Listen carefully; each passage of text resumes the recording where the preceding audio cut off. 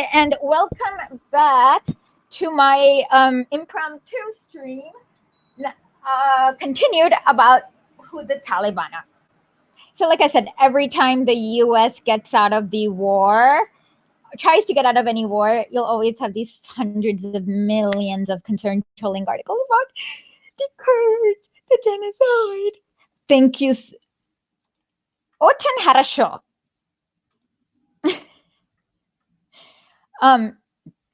Thank you so much. Thank you. So you hear millions. Yeah, it's just annoying. And then let's just put to bed the rest that random warlords are better for women than the Taliban. It's like comparing the difference between feces and vomit. I don't know, diarrhea and vomit. That's a better analogy. They're both symptoms of cholera, but neither are better for you than the other because there's a deeper sickness, which is cholera. Oh, that analogy turned out to be really good. Okay. So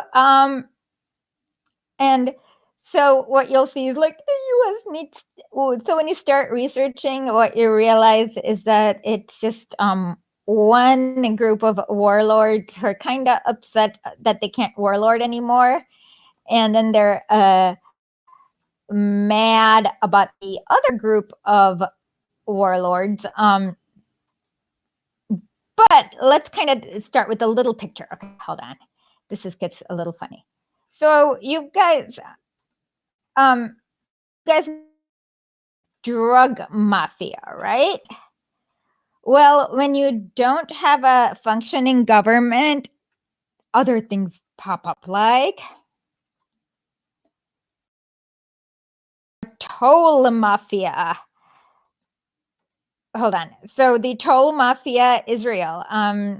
According to reporter Ahmed Rashid, when he was traveling between Quetta, Pakistan to Kandahar, Afghanistan, each group of warlord every 10 to 20 kilometers had those spiking barricades that if you drove over it with your car, it would puncture your tire. And then you had to pay them like 100 rupees or 200 rupees or whatever you had to pay back then. And yeah, you couldn't pay in Afghanistan currency because there was no government. So you had to pay in either US dollars, Indian rupees, or Pakistani rupees. So then, and then you go another 10 kilometers. So the road was about 150 kilometers between Quetta and Kandahar. Boom.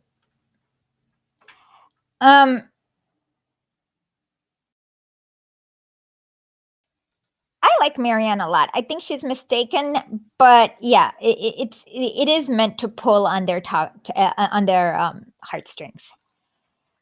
So then you go another 10 kilometers. There's a second set of warlords who also have those spikes on the road where if you were to drive over, your tires are going to go to. Now they're going to charge you 200 rupees because again, the government, there's no real government, so the money is totally worthless, and so on. And the thing was that so that's the toll road mafia. Let's continue.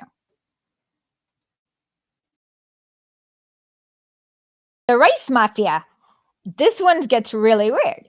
So then when you don't have government regulating the shipment of rice, you have these people who get monopolies, and then these crazy psychos are having drive-by shootouts over who gets to sell rice to which turf, who then they mark up. So really, like, it's just like, what? Let's continue. The trucker mafia. So now, because these psychos have a toll road every 10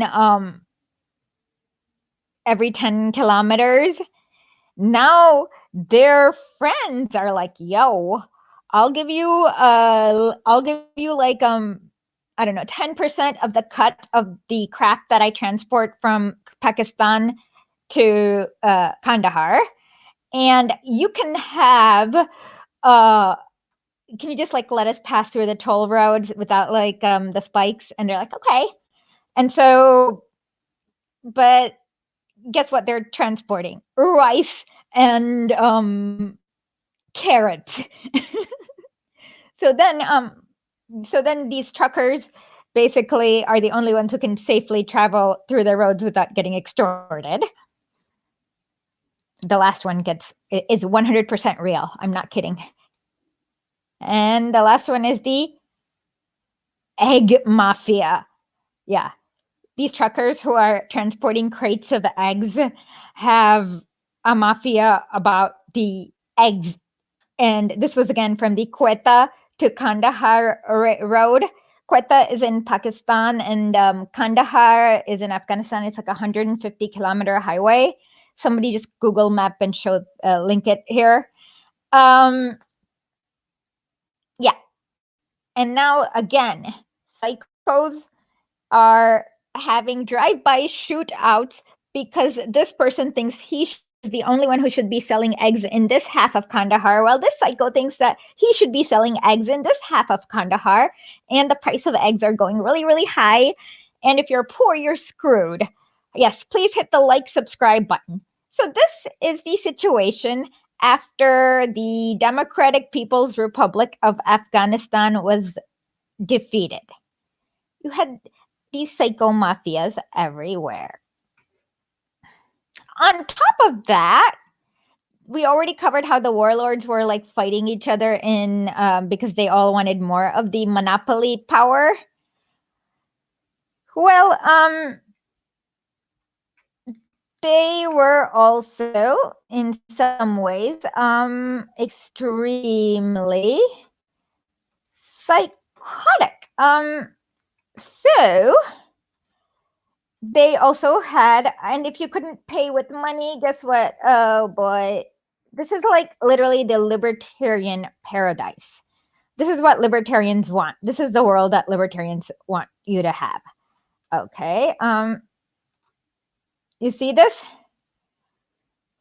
This is from the December 31st, 1996 New York Times. Two teenagers from Mullah's village of Singasar had been abducted by one of the gangs of the Mujahideen. That is Ronald Reagan's Mujahideen, by the way, or holy warriors who controlled much of the Afghan countryside. The girl's head had been shaved and they had been taken to a checkpoint outside the village and they had been repeatedly raped. The girl's plight moved him to act, gathering about 30 former guerrilla fighters who mustered between them 16 Kalashnikov rifles. He led an attack on the checkpoint, freed the girls, tied the checkpoint commander by a noose to the barrel of an old Soviet tank. As those around him shouted, "God is great," Mullah Omar ordered the tank barrel raised and left a dead man hanging as a grisly warning. And thank you so much. It's like I said, it's not that. It's about 150 kilometers, and you have all these cycles there. But that's kind of how they started in Kandahar, and so if you are an Afghanistani person and you could not buy eggs without getting a drive-by shootout, even the Taliban's psychotic Sharia law is better because at least you can go buy eggs and no one is. And then the Islamic law prohibits you from price gouging on eggs, so you can go buy eggs for your kids. So like that is like, I guess, a vast improvement. I don't know what to say. Yeah, and then you don't have to,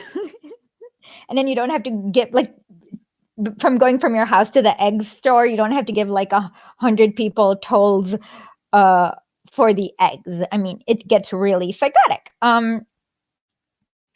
So yeah, so that's kind of what happened, is that the warlords had their own little turf wars, and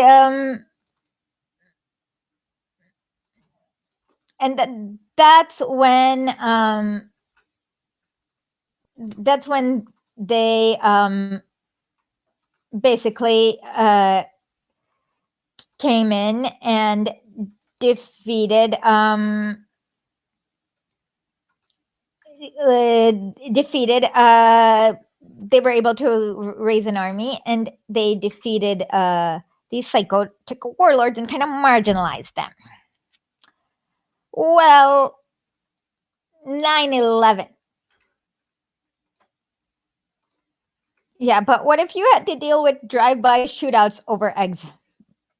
Like egg lords are doing drive-by shootouts in order so that each one can get their own egg drive-by shootout, egg turf.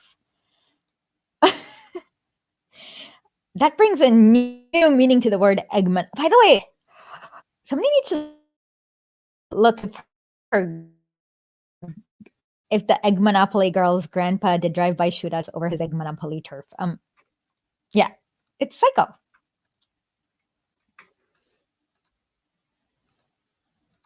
So now let us see who the Taliban were.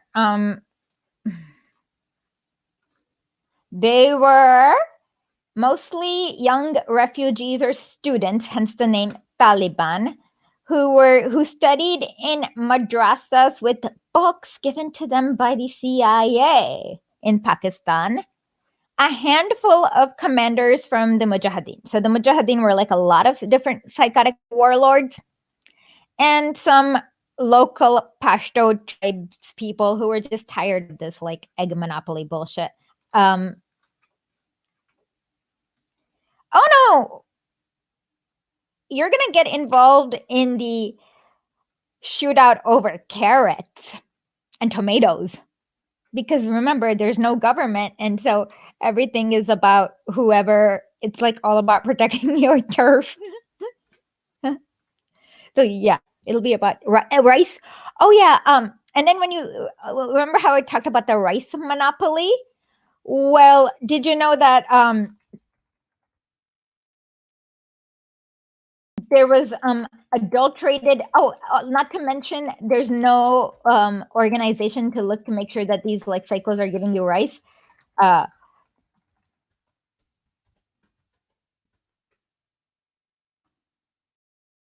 In Lahore, there was some rice mixed in with gravel and yeah, everything.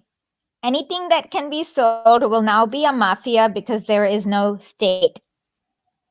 And your ability to make money will have to do with your ability to pay fealty or how closely related you are to the psychotic warlord.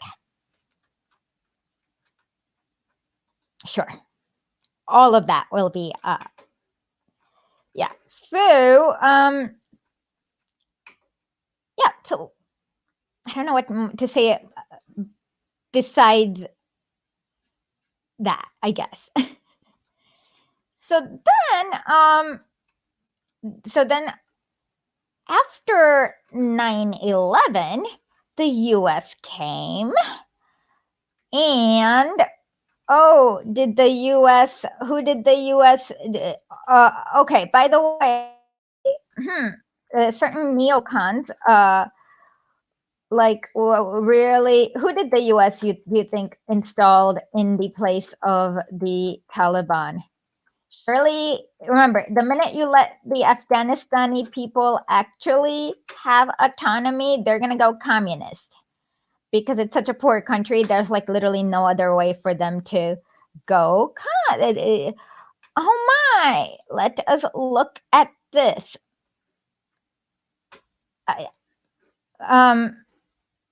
This is a little after 9/11. And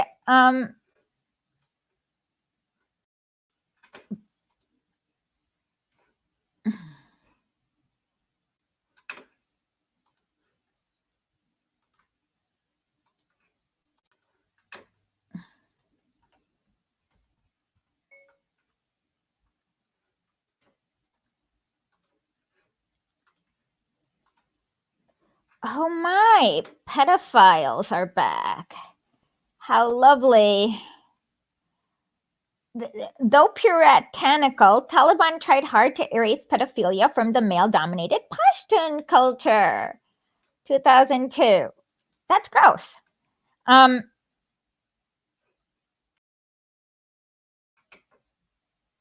Inside joke. Yeah, it was a sick joke upon all of the world. So now,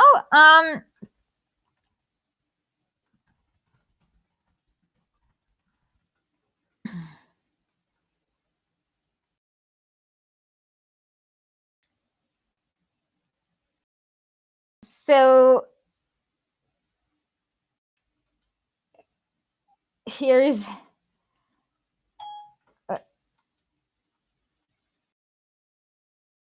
I mean, oh my god. Okay, so now the US came. Gets really funny, and inside of Kabul everything's okay because the US kind of wants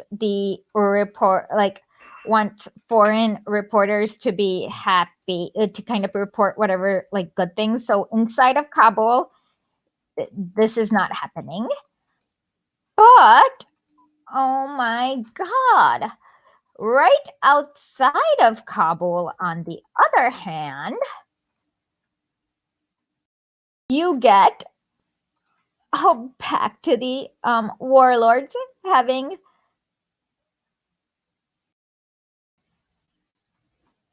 shootouts over eggs or whatever.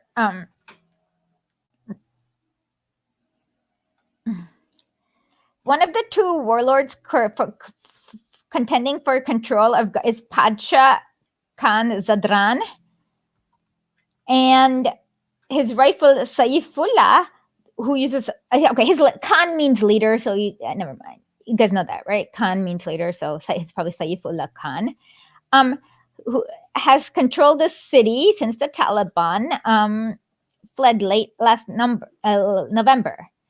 He turned to warfare and held potentially ominous consequences as the interim government completed its first month under the pro-American leader Hamid Karzai. Okay.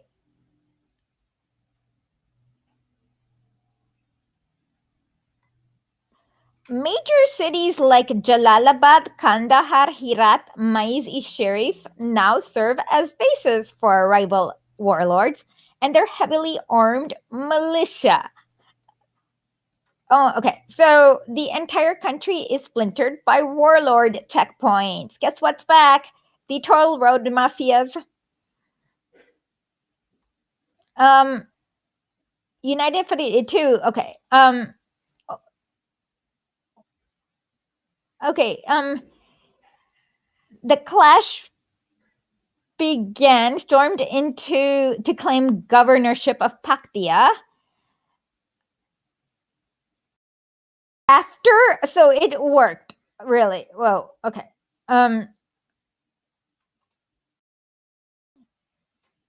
So basically, they ended up giving the governorship to the guy with the bigger army. I don't know what to say.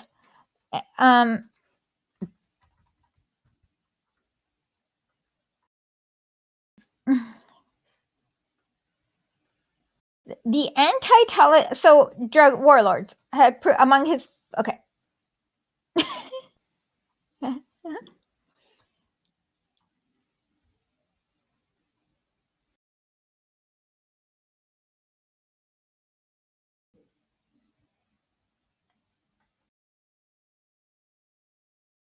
Yeah. Okay. So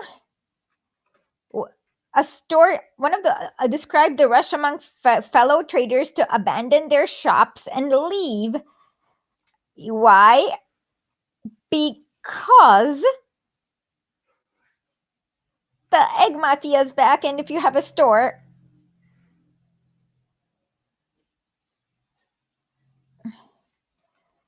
I don't know where Afghanistan can go, but hopefully it'll go to a good place.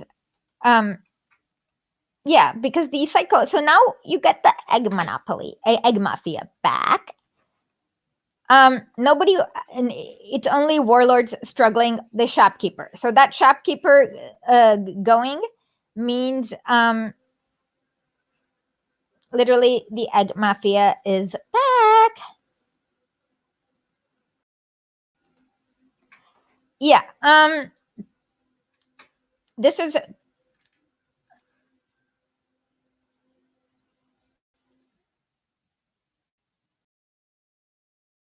Oh, don't worry. Just read very slowly and carefully, and don't rush. They always tell the truth, betray the truth somewhere. They can't help themselves. Just remember, why didn't you hear about how the women's struggle under living under the egg mafia in by the Guardian? Because they don't really care to tell you that. Like, everything you hear from corporate media has a purpose. It's like news is not in the wild. The editorial of what is fit to print, why they choose to print it, that is part of manufacturing consent. So why are they telling you about the way the Taliban just executed like these people for whatever crime, for having idols or witchcraft?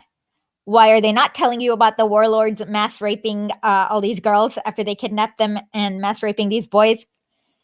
So, because they're trying to invent a reality that's not there. And thank you, Bhagat Sharma. Okay, so let us continue.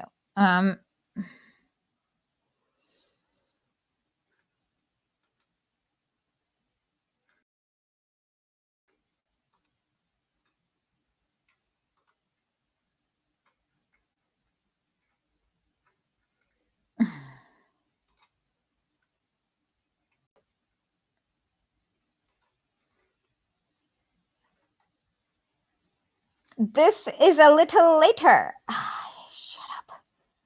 God damn it.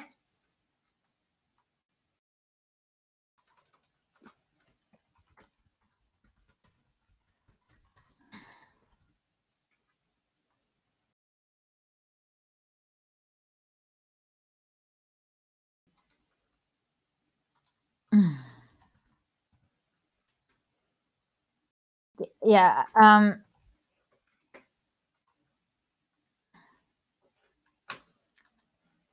And please share with your friends, family. Tell them to come here to be depropagandized.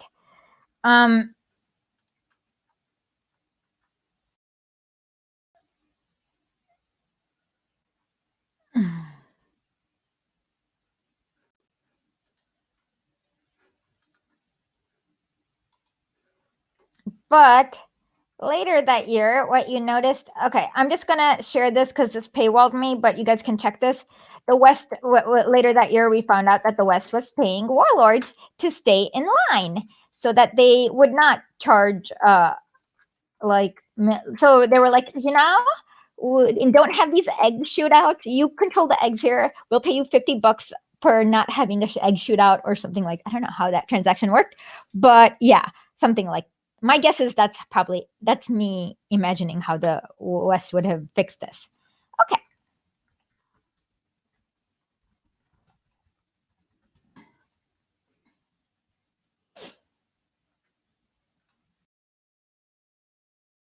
Okay.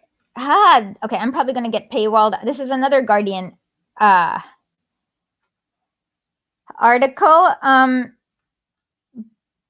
So just I'm just going to put the link here, and since I'm paywalled, you guys just check this. Okay. So the West again pays. This is a few days later. The West pays the warlords to stay in line. Okay.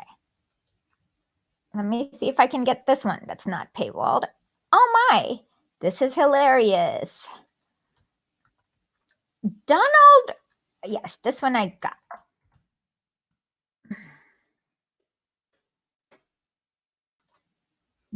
Donald Rumsfeld meets with Afghan warlords.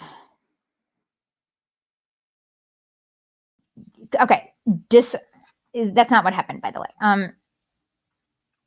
Okay, these are psychos from the Mujahideen. I know their names. I just don't remember what they did, but okay.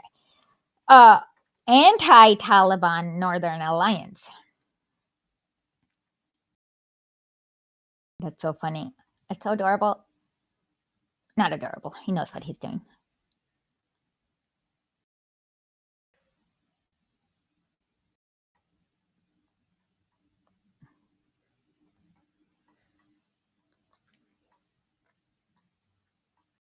So, Rumsfeld was like, yeah, we'll give you money if you don't act too warlordy, so that we don't look really bad. That was 2003.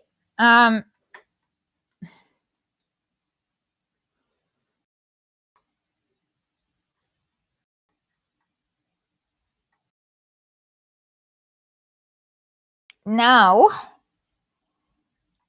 Hamid Karzai,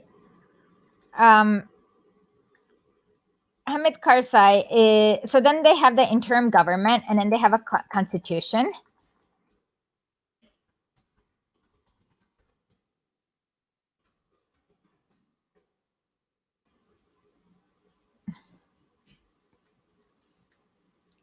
And, well, who does he put in his cabinet?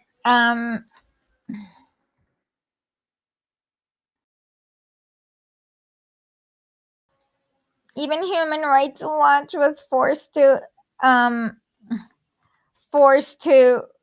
write this up because it was so embarrassing. Okay, let's just show what he says. Who? I don't even know who. Okay.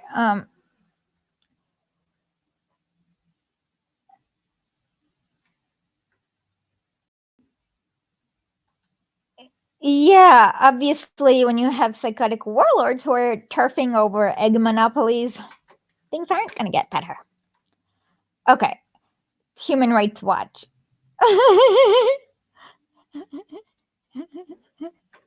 Should appoint a warlord-free cabinet. Should. But Hamid Karzai likes his. Can you see this?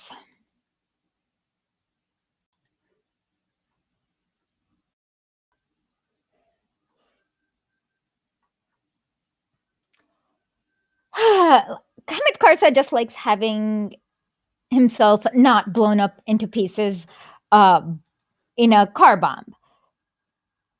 Oh, okay. I remember now. Sorry. Cool. Okay. Yeah, Hamid Karzai likes having himself not blown up in a car bomb, so he's like, meh, they have a bigger. Remember how he capitulated and gave the guy with the bigger militia the governor post? He's like, yeah, I don't think so. I like not getting blown up by a car bomb, so we'll just keep our cabinet with warlords. And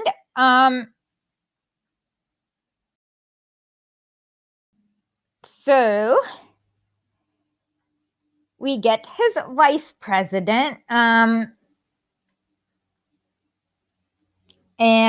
so then we see who's in his first cabinet. We just went over his vice president, whose like brother was a warlord, who was also a warlord, like the brave fighters of the Mujahideen, whatever. Yeah, yeah, yeah. Okay,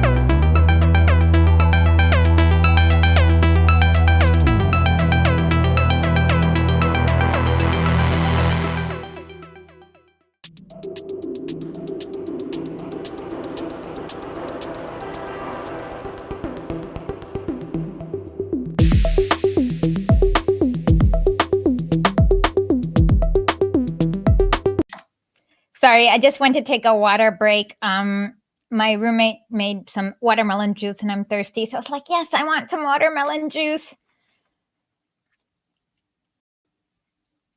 I don't know what that analogy is. Wells Fargo in Baltimore. I don't understand the analogy.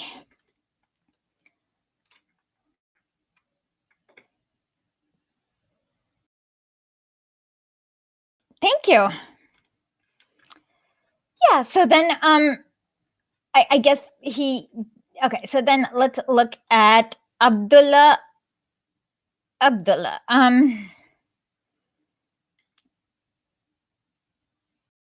Uh he was the foreign minister.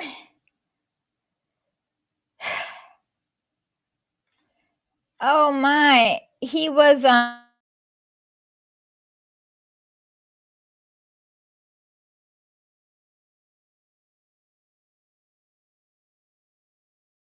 president, or ex-vice president, Ahmed Shah al-Massoud, who was like well,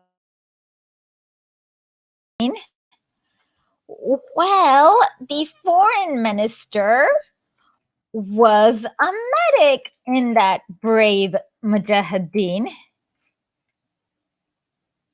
Rectech. Go to Rectech. I will send it to you at the end. Music is by Rectech. I will send you the link at the end. It's in SoundCloud.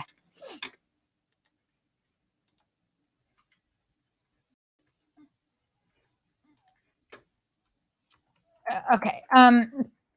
So he graduated in medicine. So yeah, he. By the way, warlords are rich, so they're the only ones who can study. So their kids tend to be very educated, but they'll also, yeah, right. Oh, donated by a Swedish committee. Okay. Commander Massoud arrived in the Hind. Oh God. Okay.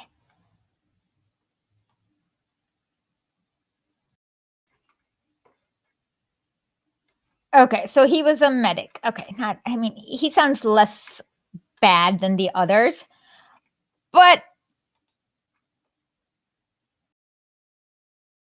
I don't understand.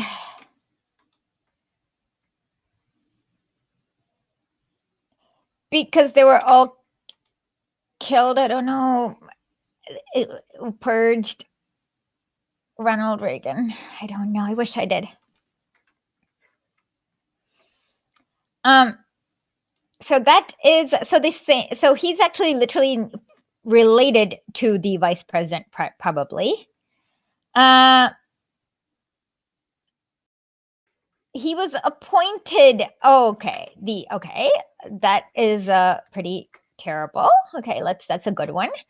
Let's see. Who is the finance minister?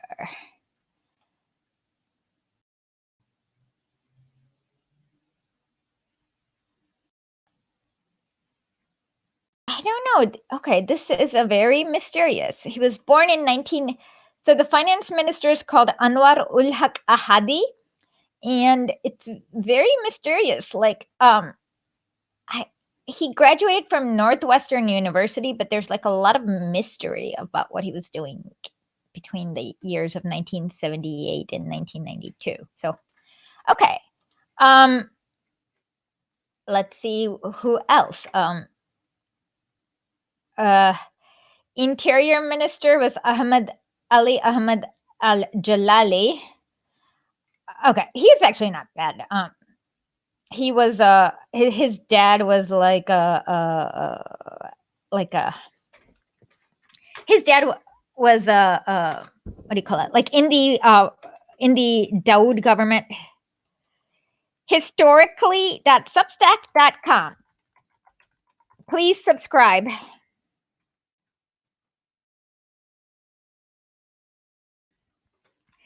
Yeah. Now let's see. Borders minister. This one gets really funny, actually. So he used to be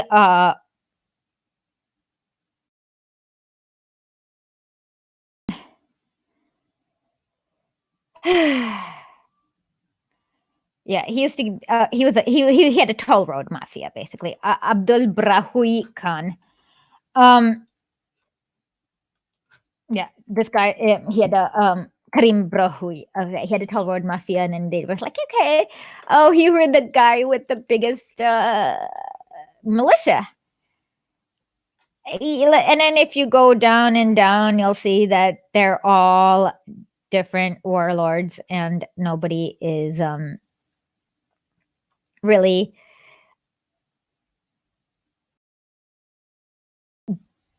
that progressive or that even that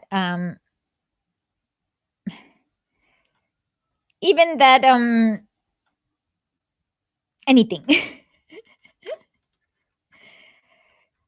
So that's the first Hamid Karzai cabinet.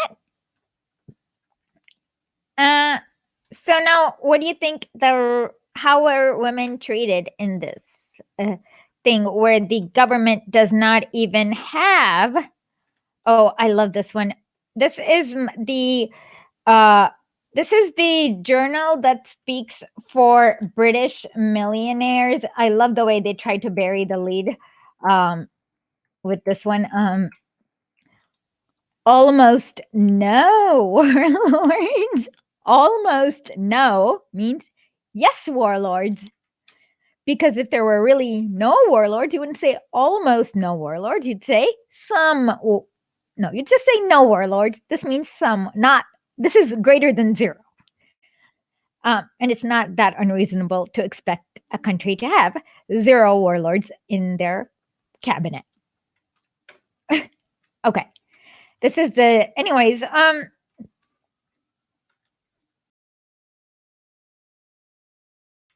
so I feel everyone has gone quiet now. I feel, let's see. Oh, I still don't understand what the 21st Century Wells Fargo platform bank is. Let's see. Okay. Okay. So,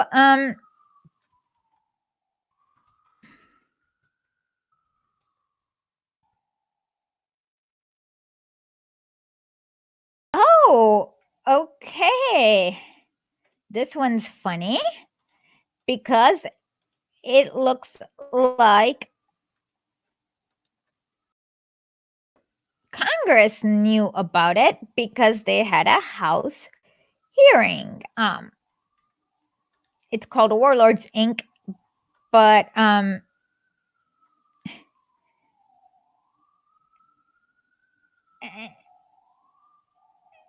then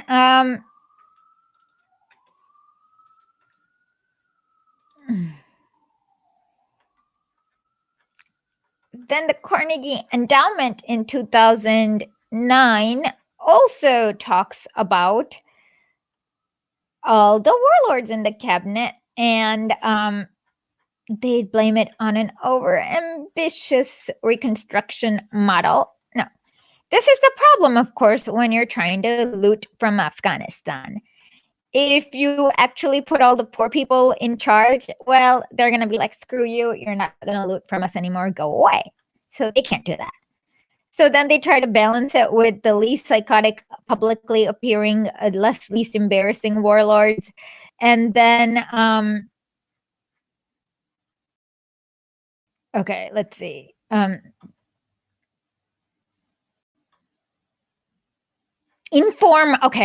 The neocon speak for warlords is informal politics and power.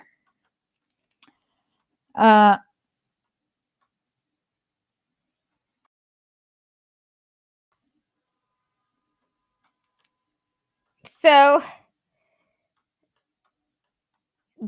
yeah,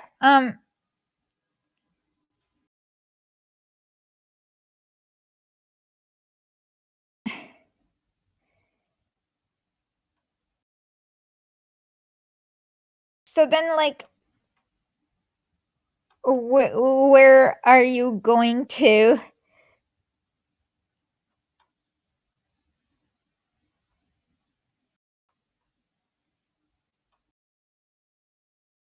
Like, yeah. So then let's look at let's look further.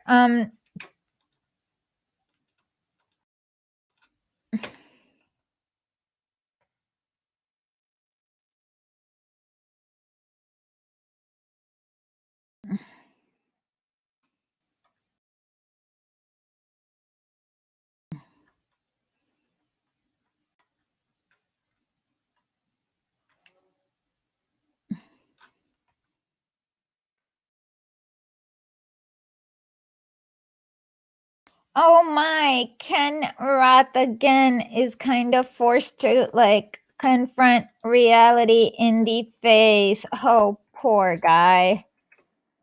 Um,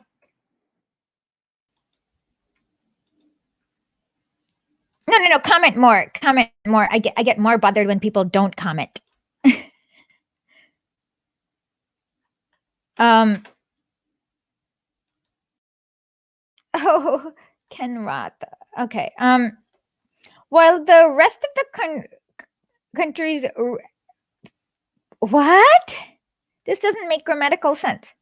While the rest of the country's regional military commanders, warlords, further entrenched themselves by subverting the political process and controlling the country's drug trade.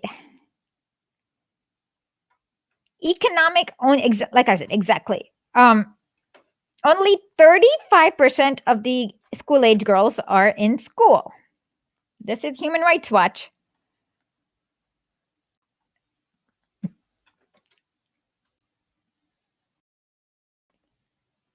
Produces 80% of the world's heroines. Awesome. By the way, only 10% of Afghanistani land you can grow food in. So if you're producing, no, just comment. I get more bothered when people are quiet. I'm like, no one's listening. I feel like I'm not being coherent. So I don't know why my eyes are hurting a lot. Okay. So then if you're growing heroin, it means you're not growing food and people are not getting fed. Oh my, women, oh, this one's good. Women and girls continue to face severe discrimination and suffer the worst effects of Afghanistan's insecurity. Women, okay. Women are both violence against are rampant, including domestic violence, sexual violence, and forced marriage. Authorities are often fail to investigate and prosecute the cases. Dozens of women are imprisoned around the country for running away from abusive marriages and for eloping. Some are placed in custody to prevent violent retaliation from family members. A 29 okay. Maternal mortality rate claims that's extraordinarily high. That's like, I don't know how to explain. That's extraordinarily high. In most countries, it's like 4 per, like, it's very, very high. Only 35% are in school. In some provinces, at least 90% of the school-age girls do not attend school. This is under 2005.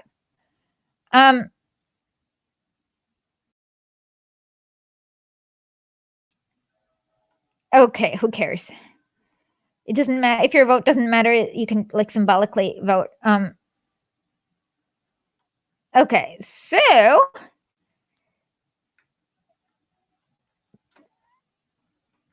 this looks like things are not better. They mean learning how to read like alif, ba, sa, fa, that kind of school.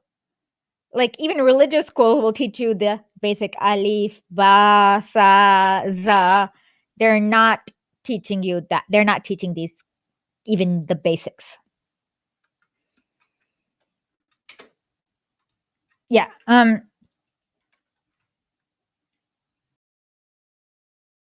don't know what to say. This sounds weird. I don't know what to say. No, that wasn't the USSR. It was the Democratic People's Republic of Afghanistan.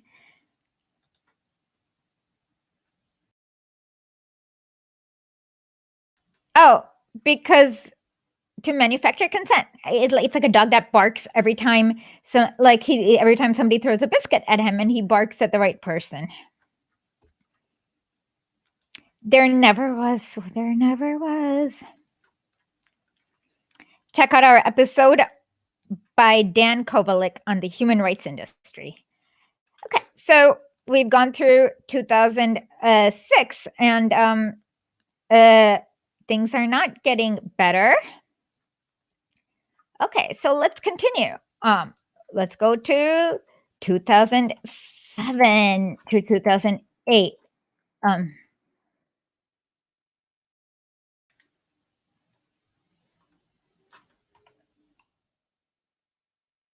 Uh, okay, this is a Guardian article that I'm paywalled against. So basically, the warlord cabinet.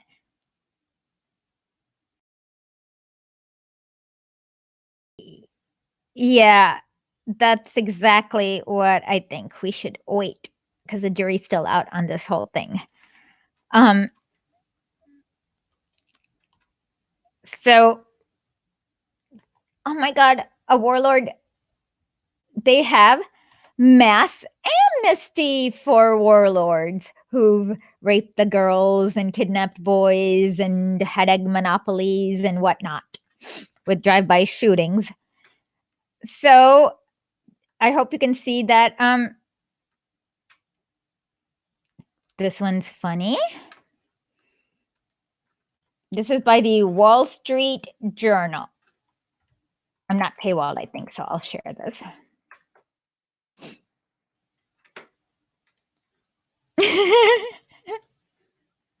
Yes, I'm sure it trips up is the right word. Oops, I am paywalled. Am I paywalled or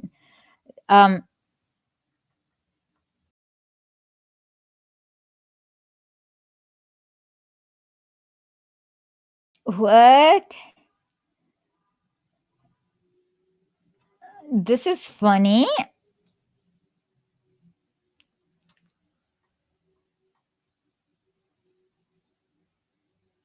Okay. Okay. See? This is what happens when you're trying to preserve capitalism is that you need the goons and you can't do it without the goon squad. Yeah.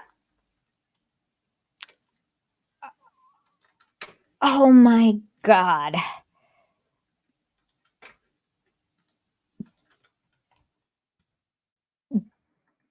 Trigger warning.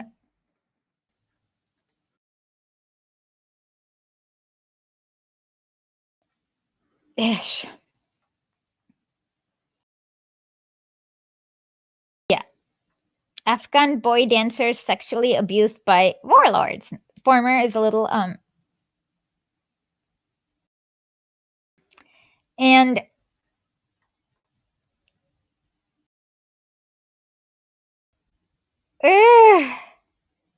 Jesus Christ. Disgusting. Okay, I don't want to read this, but I'll include the link. Not read my interview, and I believe the book we talk about is No More War. I've had 2 interviews. No, yeah. So read the rest yourself. It's kind of gross. And let's see.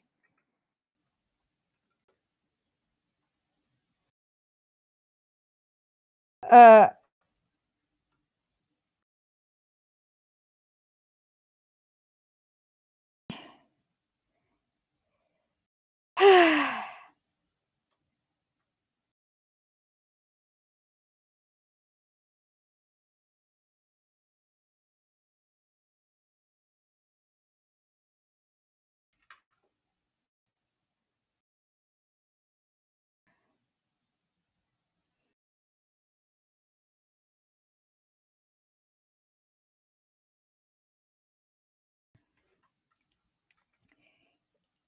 Okay, so now we will go to the next year. So you kind of realize that things haven't really changed. By the way, when you kill the warlord, like his brother picks up, um,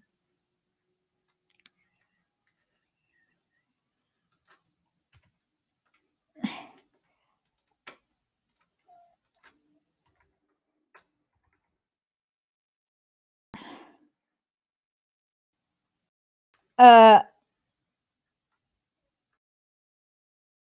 okay.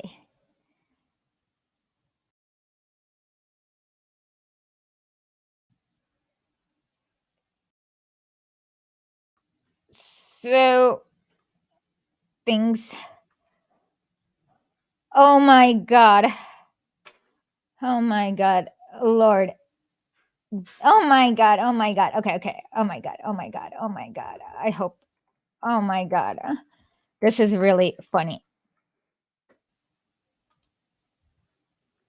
CIA gave Afghan warlords Viagra in exchange for information on the Taliban.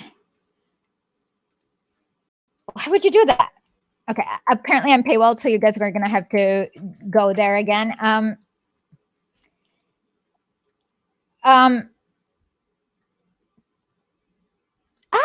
Democracy Killing in Darkness has an article about it. Okay, let's visit that.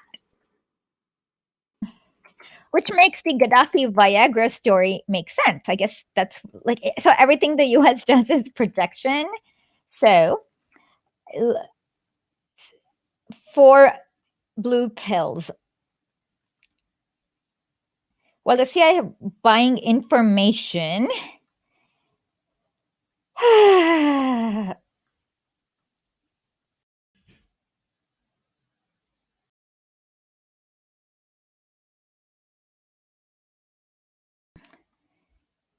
Okay, so things are not getting better in 2008 either. Now, what about Obama? Hope, change.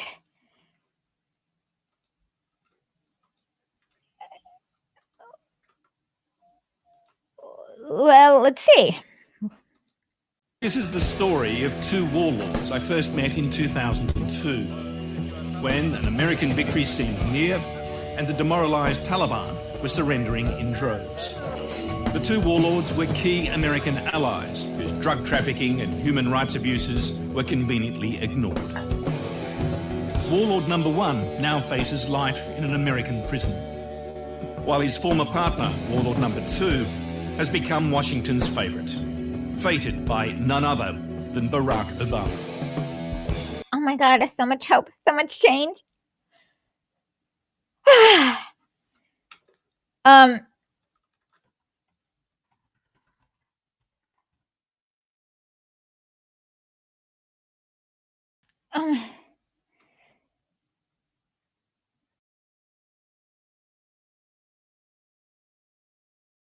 Yeah. Gul Aga Sherzai is the Obama's warlord, by the way.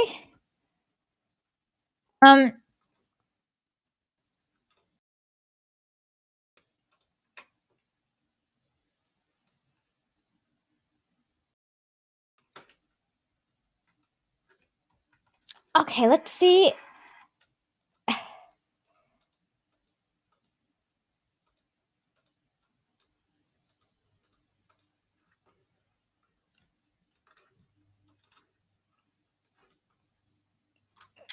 Yeah, so Obama's had no much.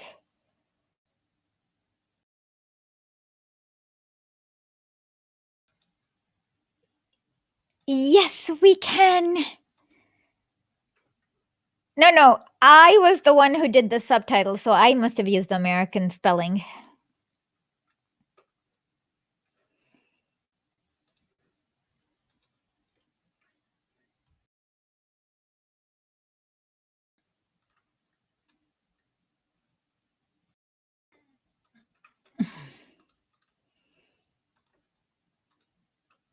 see how they're in love. Like so close, so much love. Yep, that's Obama's warlord.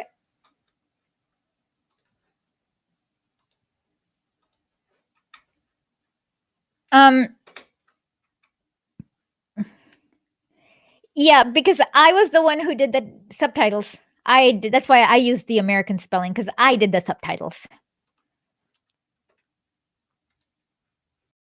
Okay, so I guess Obama's not all that hopey and changey.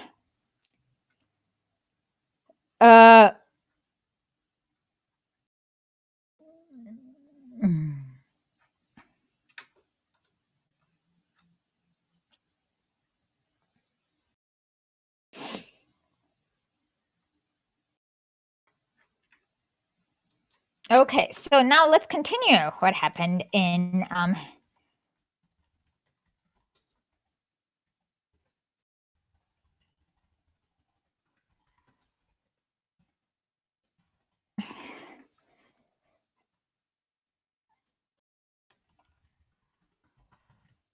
so oh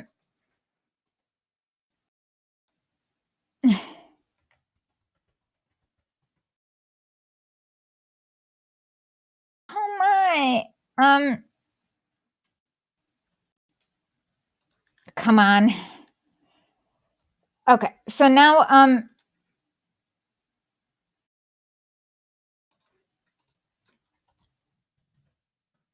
oopsie daisy. Give me a second. Oh my, this is so unexpected. Okay. Obama, oh Lord, no hope, no change. Aww. Okay, so now there are 2 billion in covering trucking and security. So the US soldiers are paying Afghanistani warlords not to shoot them. Basically. It's back to the toll roads. Now they just like made them millions of dollars. I guess.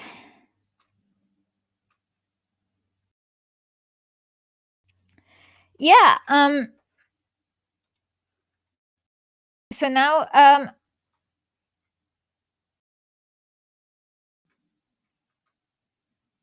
okay, so now this gets even more hilarious, where you have now warlords making millions of dollars because by the way, like if the US okay,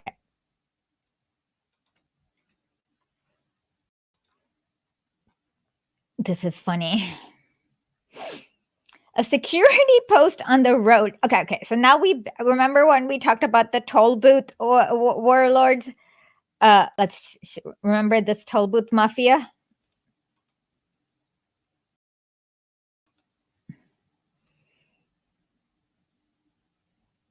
Yep, this is America's warlord, basically.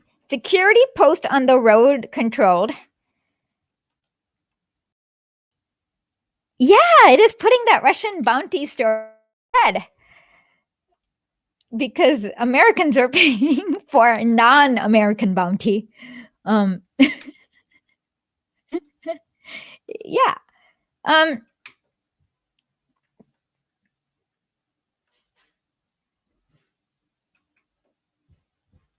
And so that's 2012, 2011. Let's see.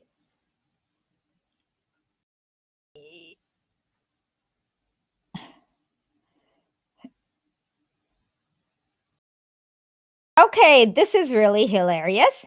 So this area did not have warlords before the US came in, but because war is so good for business, it now has warlords.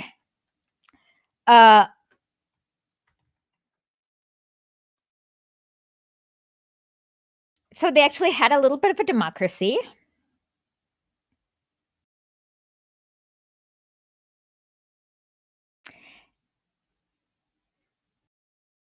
And then the US bombed the shit out of it having real democracy. Interesting. So it had a tribal council, like a locally elected democratic council where everyone in the village would get together and make decisions. Oh, interesting. That's incredibly interesting.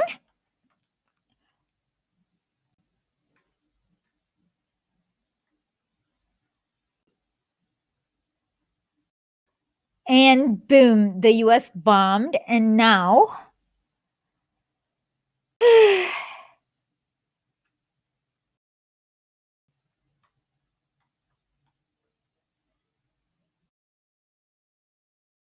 have warlords.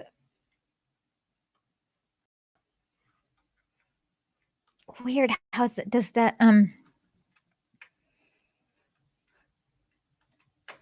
okay. That's really, yeah. Oh my God. Okay, feminists are gonna be super happy about this one.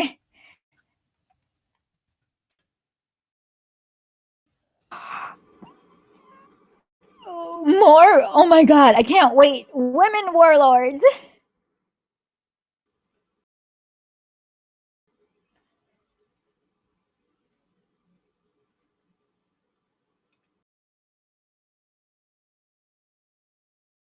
Oh my, Malalai Joya. Ooh. Would you want girl bossing? Yeah. That's progress. Way to go. Lots of women's rights. Who wants to have a woman order your drive-by shootout over eggs? Okay. Things are yeah.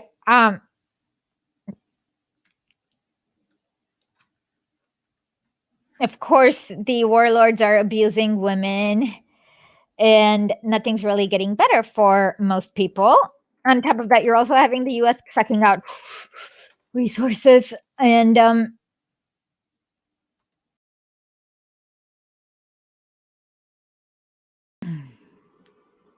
yeah. Okay, so now let us go to the next year. This is going to be so much fun. So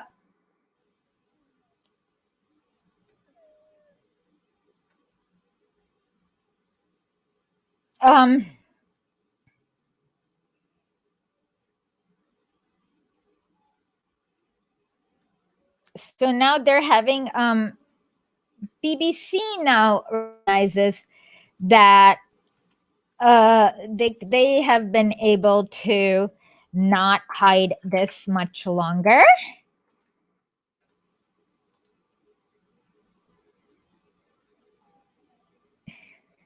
Yes, in exchange for freedom, we took your minerals, oil, whatever you have, everything you have, water, whatever.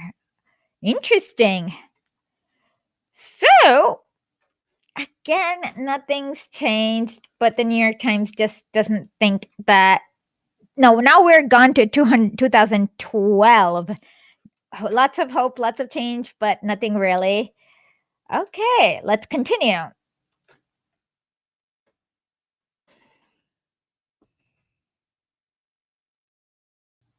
This is funny. Warlords and technocrats seek. Okay. Oh, by the way, Karzai is now termed out. So now, yeah. So now Karzai is now termed out. So you have an election where all these warlords are actually running, and yeah.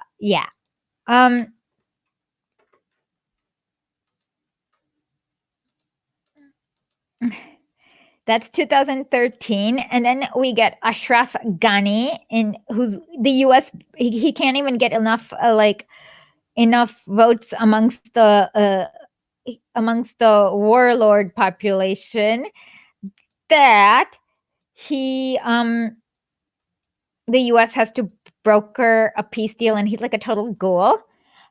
And he has a cabinet, and his cabinet is also believe it or not, filled with lots of random warlords. Yeah, by the way, I will never not find this funny.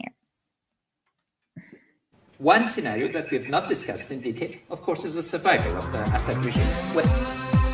الشعب السوري بالساحات للمجد بيرفع رايات عم يهتف بثلاث كلمات الله وسوريا وبشار. Maybe he should have asked Bashar how to fight crazy extremists in your land, and maybe he would not have had to flee. I'm sorry, I'm never gonna not. I'm gonna actually meme this clip because this is like the best Assad curse one, I think. Unless you've got a better Assad curse one.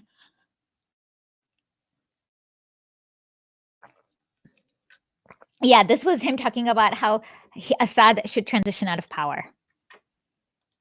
One scenario that we've not discussed in detail, of course, is the survival of the Assad regime.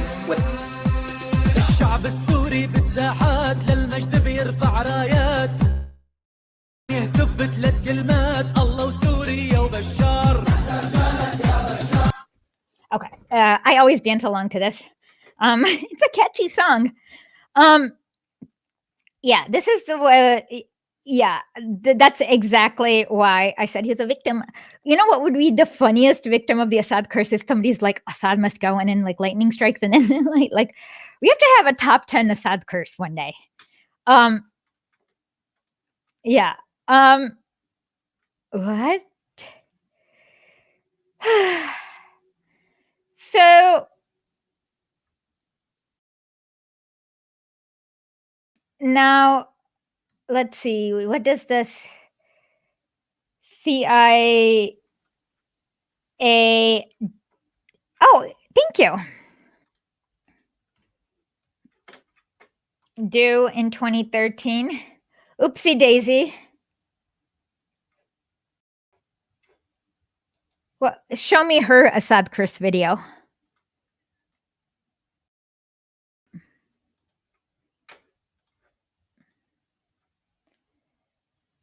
This is funny. This seems kind of illegal and election meddling-y. What? What?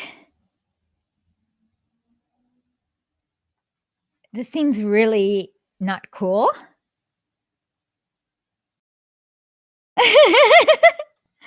I bet you, okay, this sounds like they were responding to an imaginary Iran gate by dumping lots of money. Yeah, we should do a compilation of all the Assad curse victims. But yeah, this, I swear to God, this was an imaginary Iran gate thing that they were jumping with a lot of money, I bet you. Like, I'm just guessing.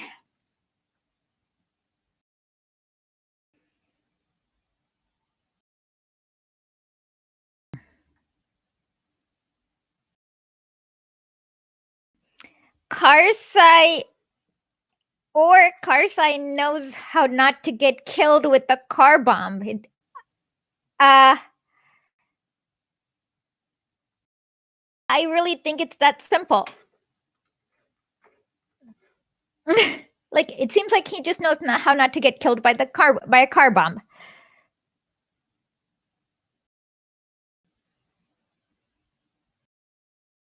Ugh.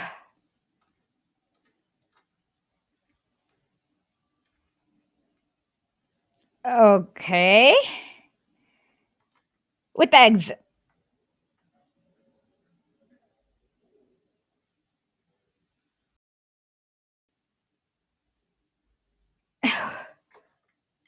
Interesting. So, like I said, Karzai knows how not to get killed. We paid them to overthrow the Taliban. Okay. Ridiculous.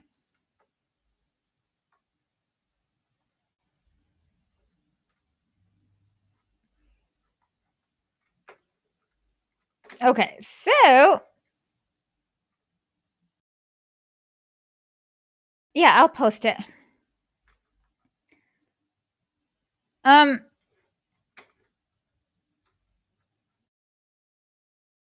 yeah, so what you see, nothing's changed for women. Nothing's status quo.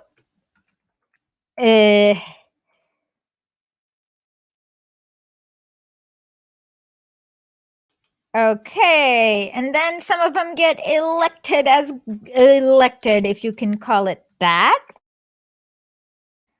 as governors.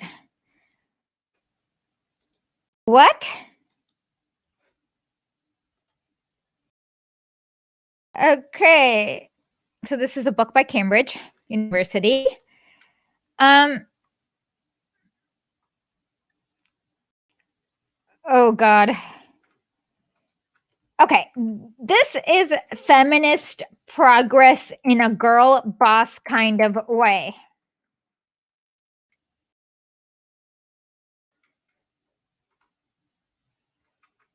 More women warlords. Who does not want women warlords? This is a new, oh my God, there are 2 women warlords.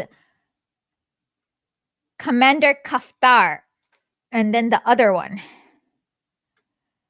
Awesome.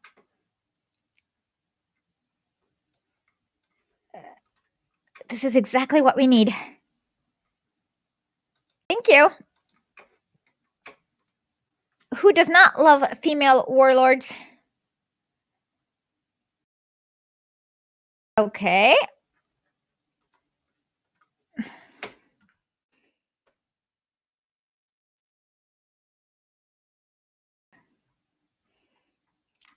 Okay, so then you get a surge of the Taliban.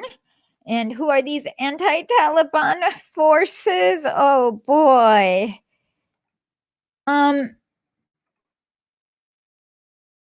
Again, next year. Things have not gotten better at all. Weird how this works.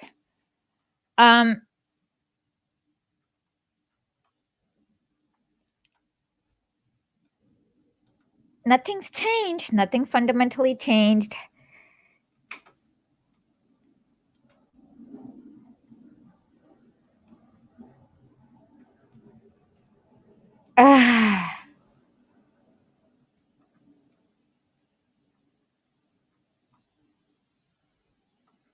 Ridiculous, see? Now, let's go one more year further.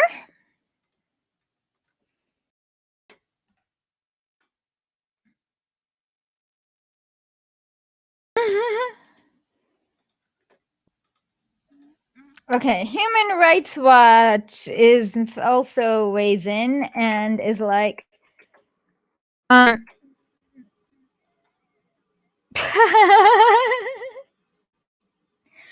nothing's fundamentally changed. Okay, one more year further.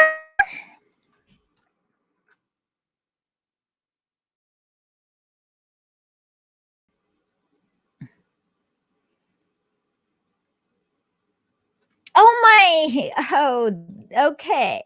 Well, okay. If you guys, okay. So Gulbuddin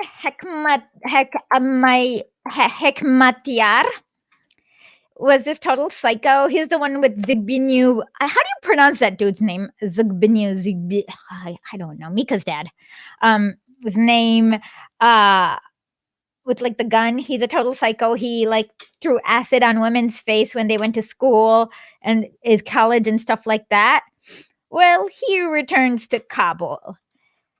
The Taliban actually had made him flee from Kabul to Paris or something like that. Paris? Did he flee to Paris? I don't know. Maybe Pakistan, Paris, I don't know. But see, now you actually have more warlords and the most psychotic one of them all back. God knows how.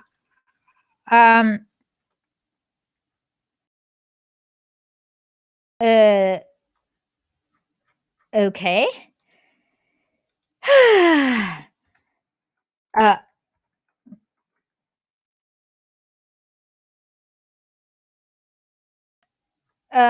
Let's see.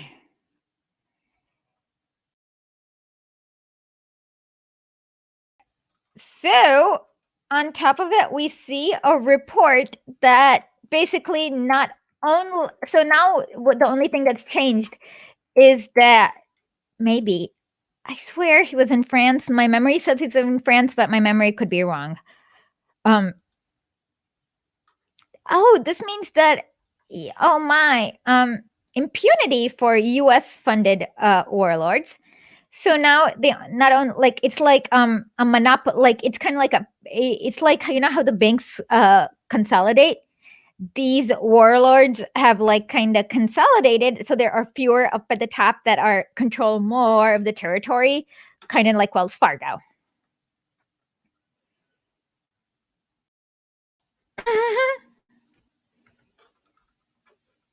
And look at this. Interesting. How does this keep happening? Now let's go more. We have 2 more years left to brute force.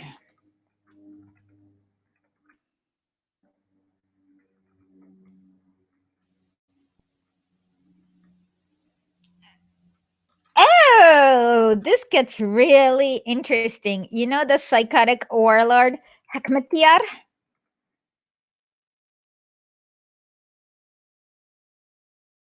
In France? He's running for president. And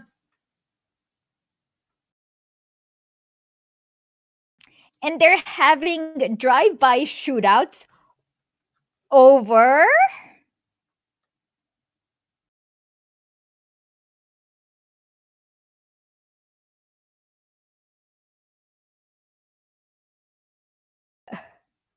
I don't even know.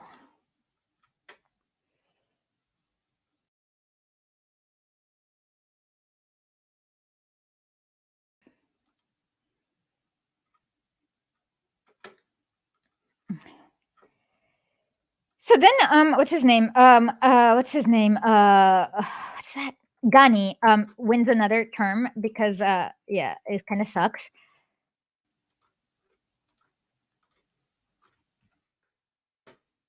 So,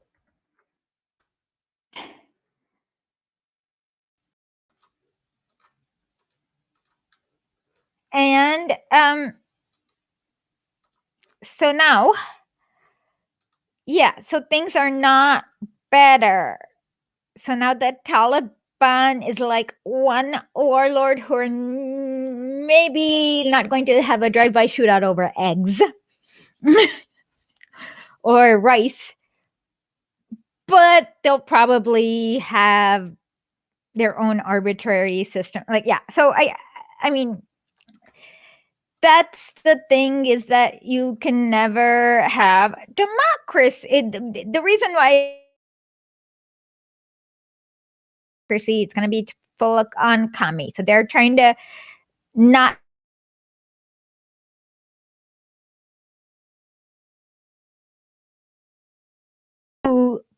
look the most decent. Oh my God. Okay. This one is the worst one.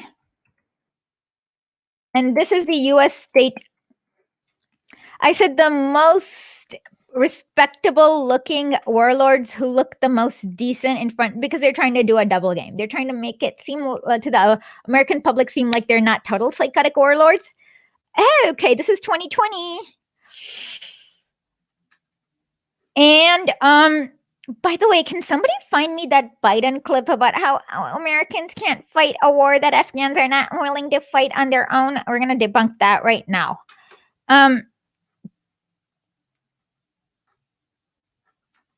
Oh God, this is crazy. Oh, it's Dostum. Okay, I know Dostum. Okay. Okay, so now, oh my, the Taliban are oppressing women. Warlords.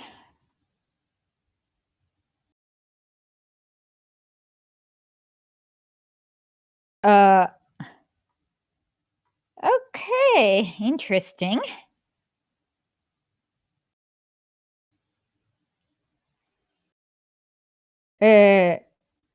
Oh, a bedridden with bad knees. Okay, whatever.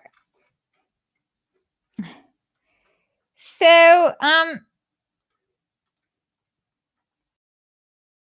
now let's look at the Afghanistan military.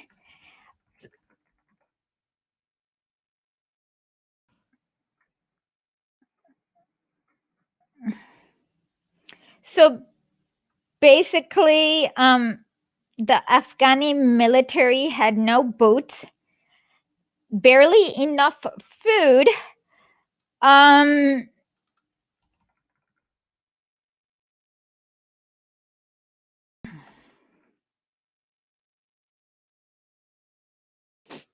link me that dumb Biden clip.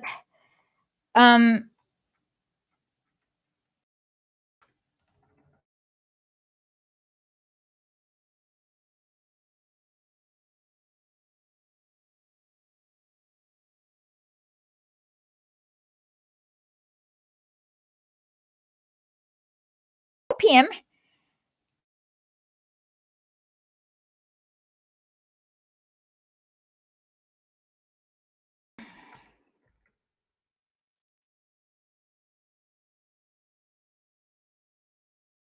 Okay, I found it.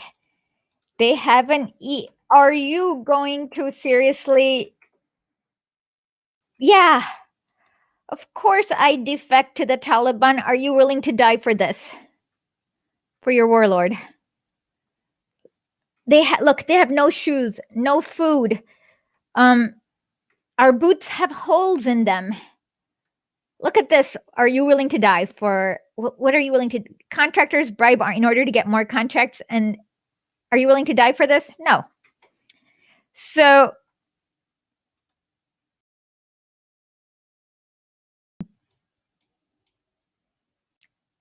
okay. So this is why is my eyes burning? Maybe it's allergies. Yeah, so I guess. I mean, let me see if I can get this.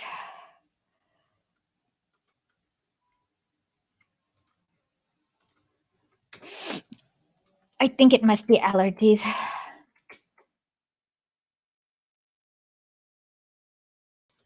Found it. Okay. Thank you so much. Okay, let's see.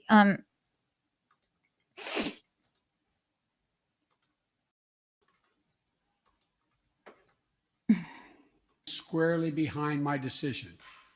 Facing fierce blowback for the chaos that in Afghanistan, the leaders. What's happened?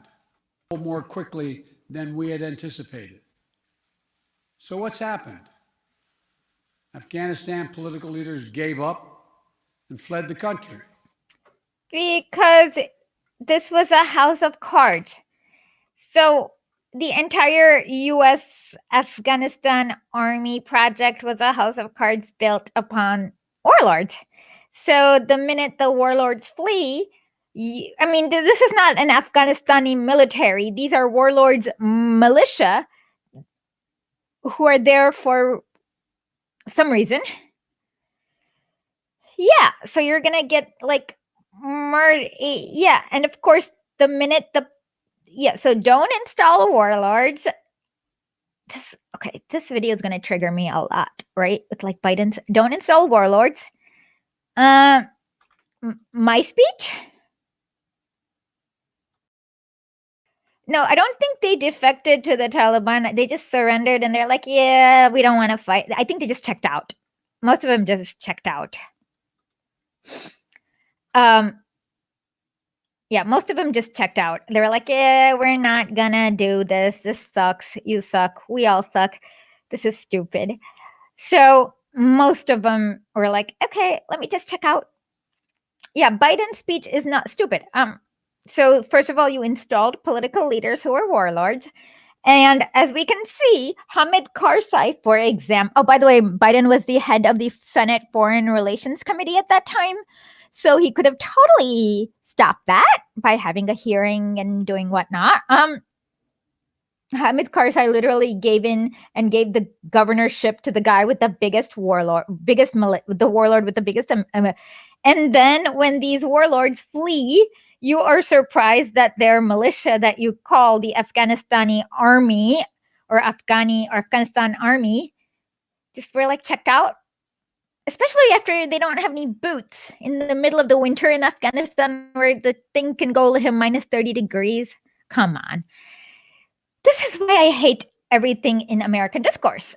Everyone has a memory of a gnat, and then we have to kind of do this over and over again. And I have to micro go like 1 minute here. This is what happened in the next minute, and this is what happened in the next minute, and this is what happened in the following minute, and this is what happened in the like I have to go minute by minute to show this. But regardless of when the US quote unquote checks out, if the US has actually checked out and is not coming to invade again, if you have a militia of many warlords, they will check out like that because it's not worth dying for. It's not worth fighting for. Are you going to fight and die for an egg monopoly? No, you're not. So you just go, boom, and you leave. And that's exactly what happened. And it took me, anyone with like a little bit of common sense to see who has a little bit of object permanency, like who doesn't understand, like just kind of can remember who can keep track, can figure this out. But of course, you will have every New York Times idiot like, it must have been like, I don't know, they'll make up. Actually, let's do some hot takes. Why not? Okay. Let's just Google Afghanistan and see which one who has I bet you, let's do a poll too. Let's do a poll. That would be fun. Okay.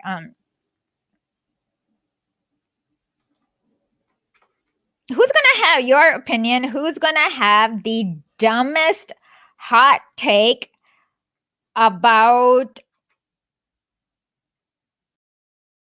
who's going to have the dumbest hot take about I will do the poll now. Who will have the dumbest hot take? New York Times,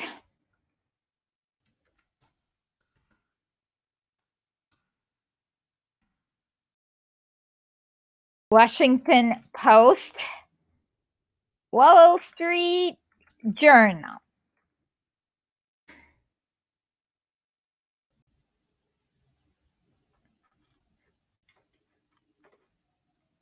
Usually,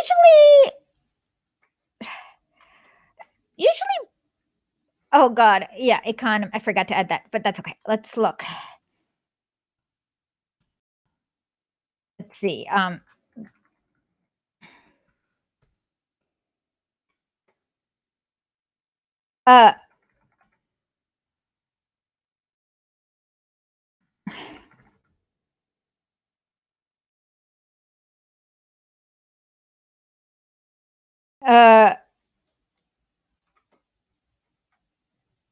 Okay. New York Times has this one. Why did the military collapse? Okay. Yeah. Oh, they're coming. They're coming. Oh God. Yeah. U.S. efforts to turn U.S. You're joking, right? U.S. efforts to turn Afghanistan into a robust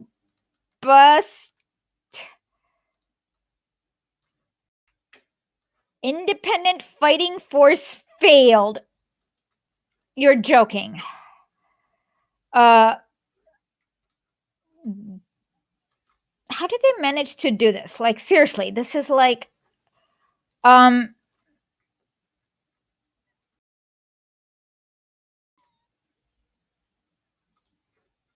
this is super dumb.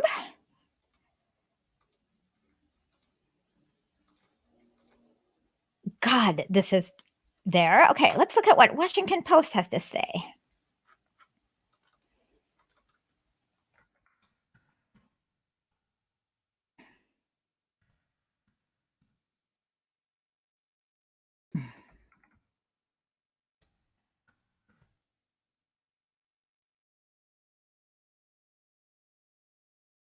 Okay. I bet you theirs is probably I bet you if anything, theirs is probably dumber. Let's see.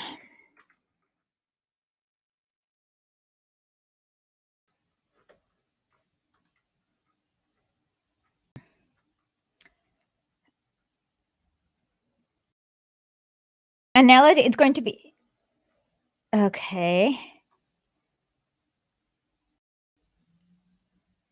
Ooh, what the hell are you talking about?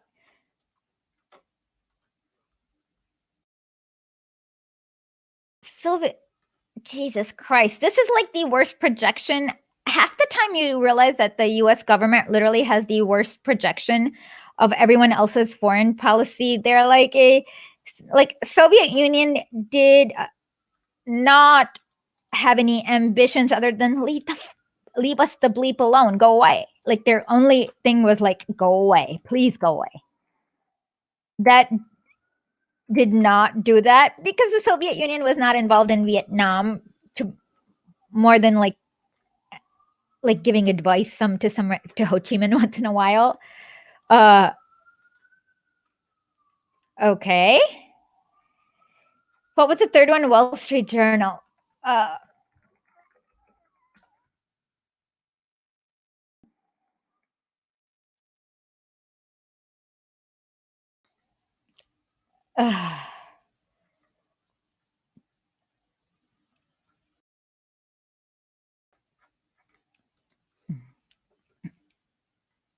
Okay, this sounds pretty bad.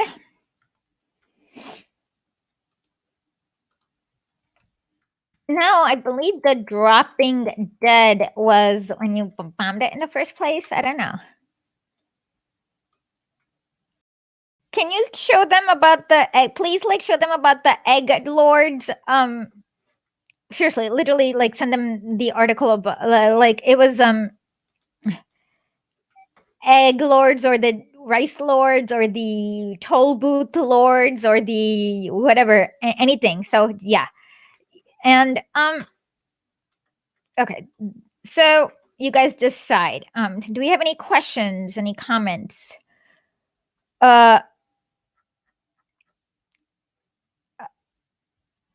Any questions or comments? Let's see.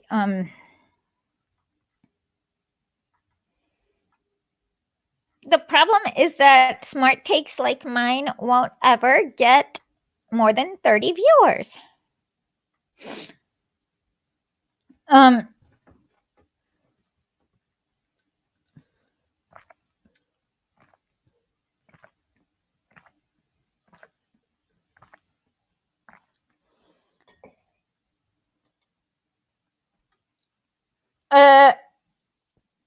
Okay, this is kind of funny. Apparently some New York Times, I don't know. What now? What about China? I don't know, actually. China said that they will let's see. Let me see if there's any in English. I don't know. Let's see. China said that will,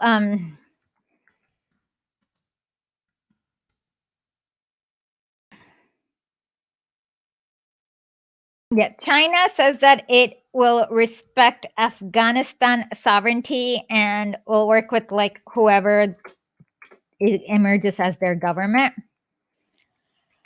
That's what. Okay, so what others? Pakistan. Imran Khan was like, you guys. Actually, his thing. Imran Khan's funny.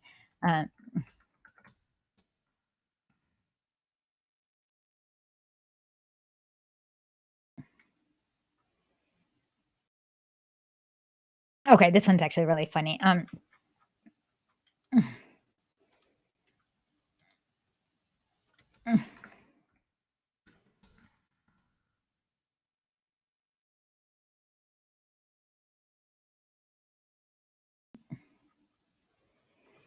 Okay, I wish okay.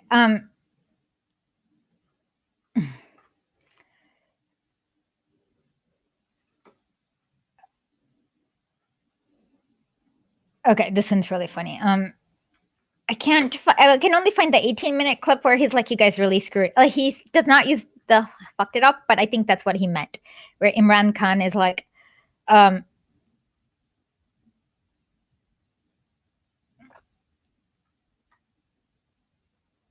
I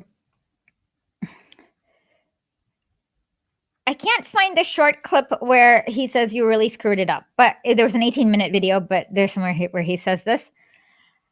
Okay, let's see what's next. Iran.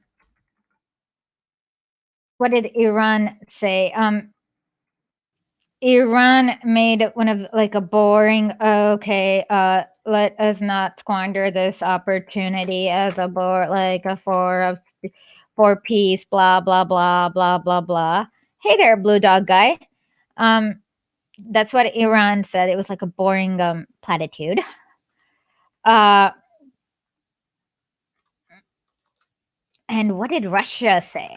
Oh, okay, we have to also get, let's do Tajik.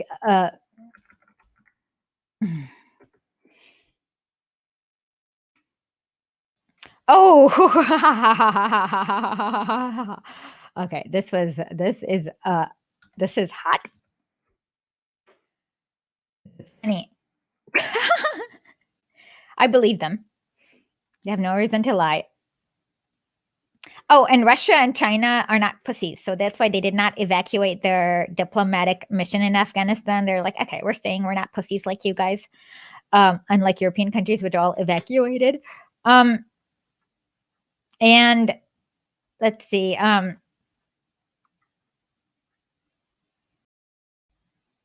What else? Who? Oh, okay. Let's see. There's those. Okay, let's do Uzbekistan. Okay, so apparently a plane crashed over Uzbekistan.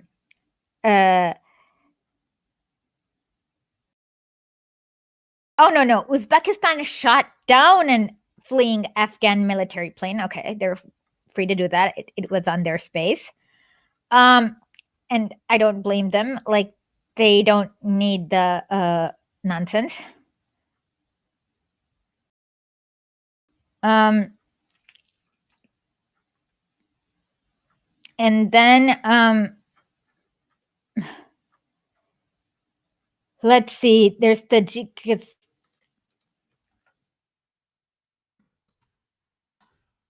Did I forget any other? Let's see.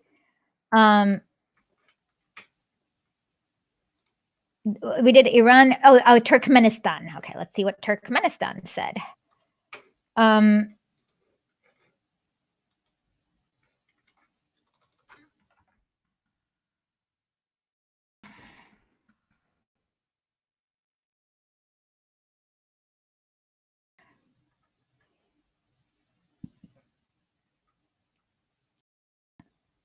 Oh, okay. Turkmenistan said that they'll continue to work on their rail links between, regardless of who's in charge. And so, yeah, it seems like, oh, I forgot. Oh, Tajikistan. Okay.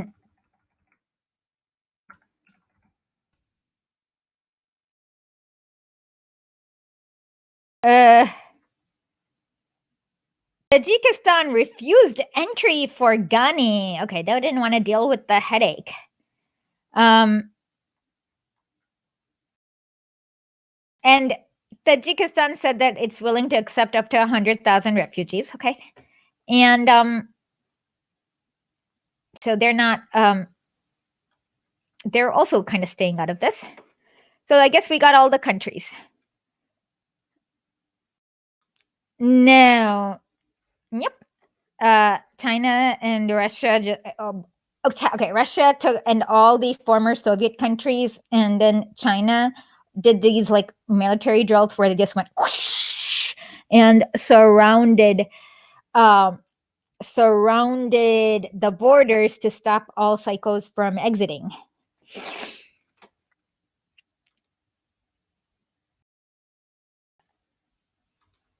For now, they kind of do. Yeah, for now they do.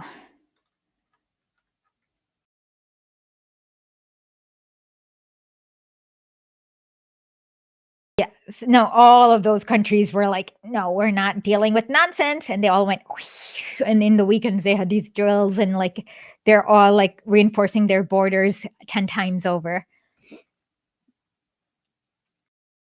no, the U.S. still supports them, and like the U.S. is the reason because it's like the small border in China, and the U.S. no more.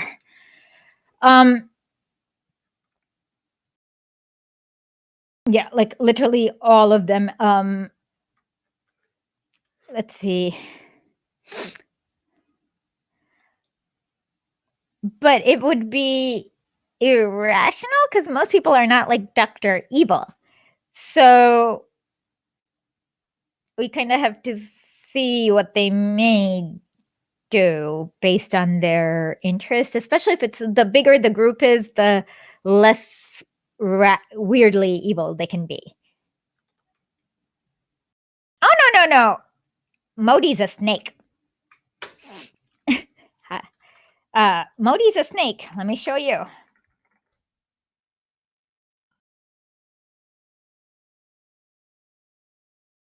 No.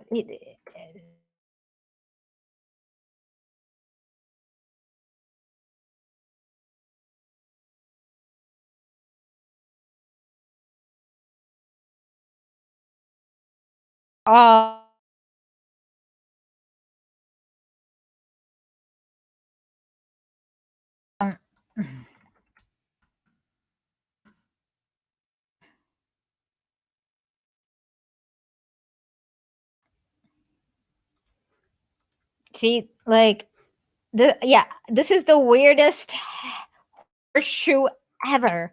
The BJP, Taliban axis. Nope. But yeah, so India's cool too. Yeah, in fact, like Modi's government has been secretly meeting, not too secretly because it's been in the presses, but not openly meeting with the Taliban for over a month.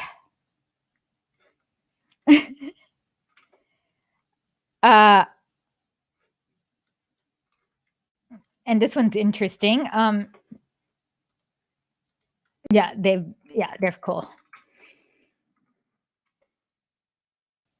And it's really funny how Hindu nationalists and Islamic Deobandis are like this when they both need it to be. This is funny. So yeah, everyone's yeah.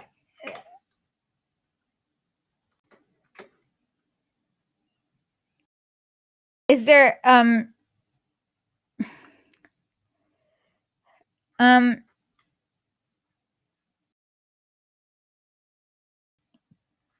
any other questions? Yeah. Basically, all the neighbors are like, yeah, if you kind of mind your own business and don't send any crazies to our way, yeah, we'll let you just go, is what they're like. Yeah, so weird.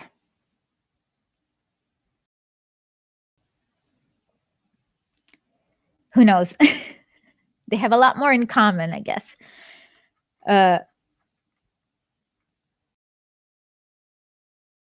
Yeah, so what you'll see is that, I don't know what more to say other than, other than,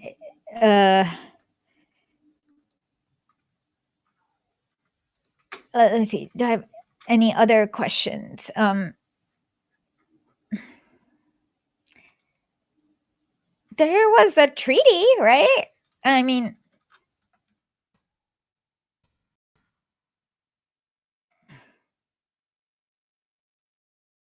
wasn't there like a treaty by the State Department or something?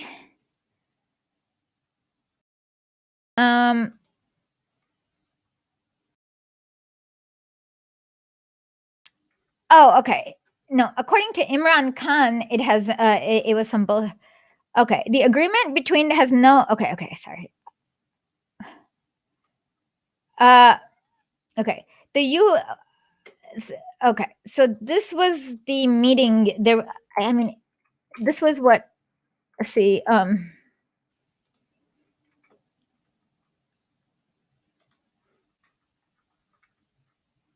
The core withdrawal of U.S. troops in exchange from the insurgent groups.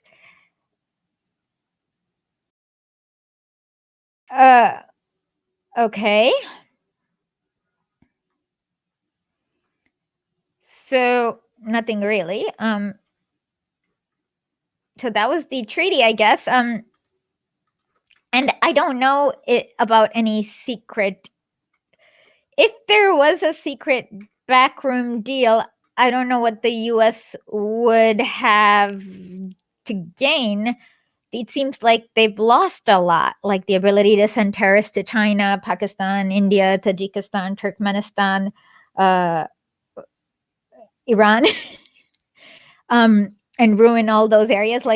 So I don't know. What would the U.S. have gained from this? That I can't figure out. If you guys have any ideas, I'd love to know, because that's the one thing. We can talk about secret treaties, but like it's hard to figure out what the U.S. would have gained. Here's a Council for Foreign Relations article that I could pump out, but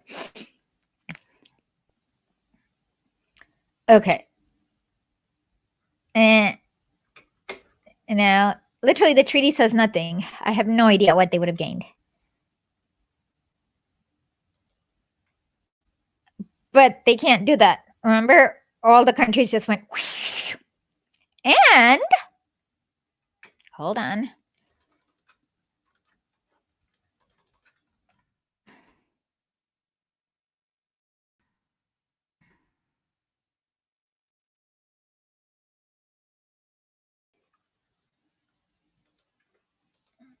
It looks like China also beat them to the punch on this, where China probably bribed them with more money to not send ETIM terrorists their way. See?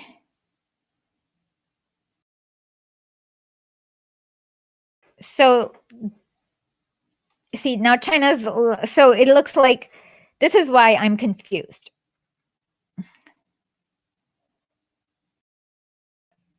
Like, so if there is a secret US deal, like what would they have gained?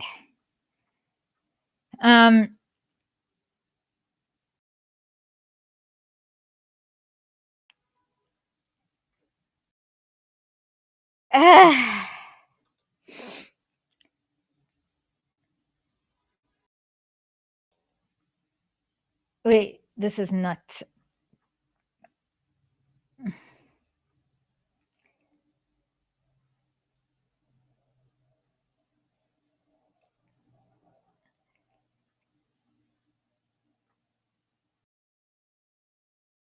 Because they also lost their boy Ghani. They would want to keep that in. So that's the one thing. Like, people might say there's a secret backroom deal, but I don't know what the US could have gained.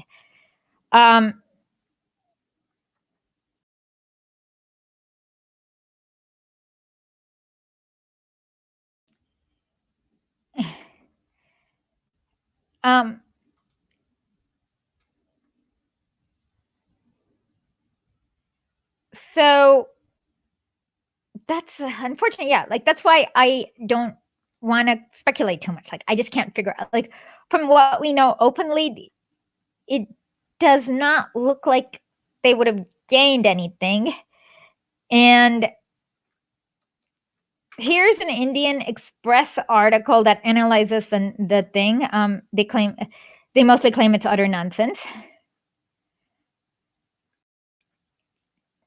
U.S. will withdraw, maintain counter. Yeah, none of this. Yes, there is. Oh, this is an excellent thing. Okay. So according to Brian Berletic, of the new atlas, and I can confirm the Myanmar and the Thailand, and actually the Malaysia too, I can confirm that. Okay, so basically the US is trying to do an Arab Spring from the Asia side, called with the Asian Spring. So they're going to do coups in Philippines, Thailand, Malaysia, probably Indonesia too, Myanmar. I'm missing some country over there, but yeah. So we're getting these pro-democracy protesters in Thailand, and the funny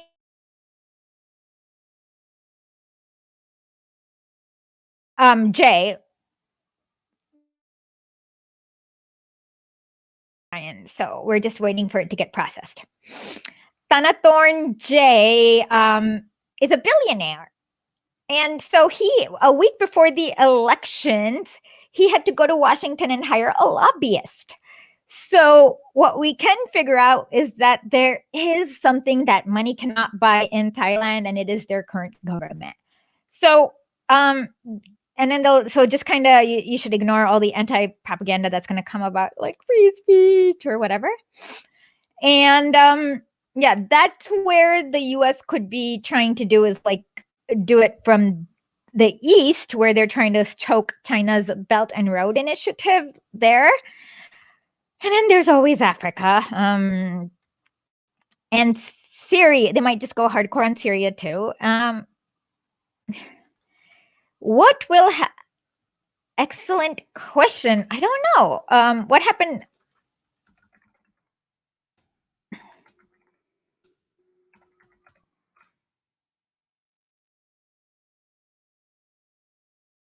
We don't know. Oh, maybe we do know. Okay.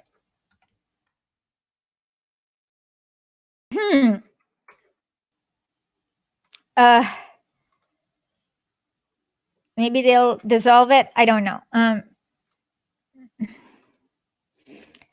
Yep. No. Netiwat, I can't pronounce his name. See, he's the Joshua Wong of Thailand. Interpreters, yeah. I'd say maybe 1,000 of them are interpreters, and the other 87,000 are probably, can you interpret my punch for that guy and get him to tell us whatever? Yeah, they're interpreting the US feelings with punches and nail pullings. So yeah, I'd say maybe, yeah. So it depends on, like, if you're wondering from Pashto to English interpreters, maybe 1,000, 2,000, I don't know. I'm just guessing.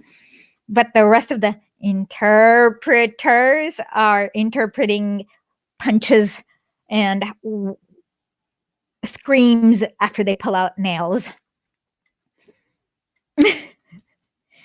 Yeah, I mean, no one's going to be like, yo, we need to pull out all these like torturers because they might get killed.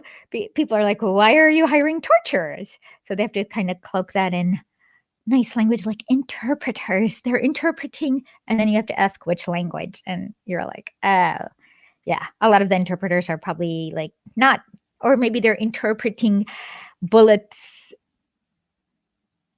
in front of chests, like interpret what happens to somebody's bullet. I don't know. It's going to be like a dance where you shoot somebody and you interpret yeah. Somebody should ask how many translators between Pashto and English and Dari in English are there. That's a better way to say it than interpreters.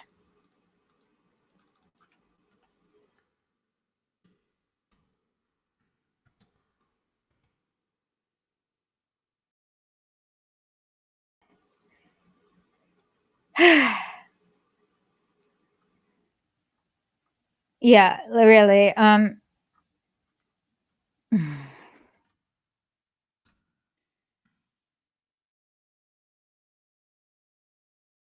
course, some of the interpreters will be, I don't know, we don't know what they're going to be interpreting, but yeah, they're not language interpreters. How many do you need? Like, I'd say a group of 5 people. I don't know.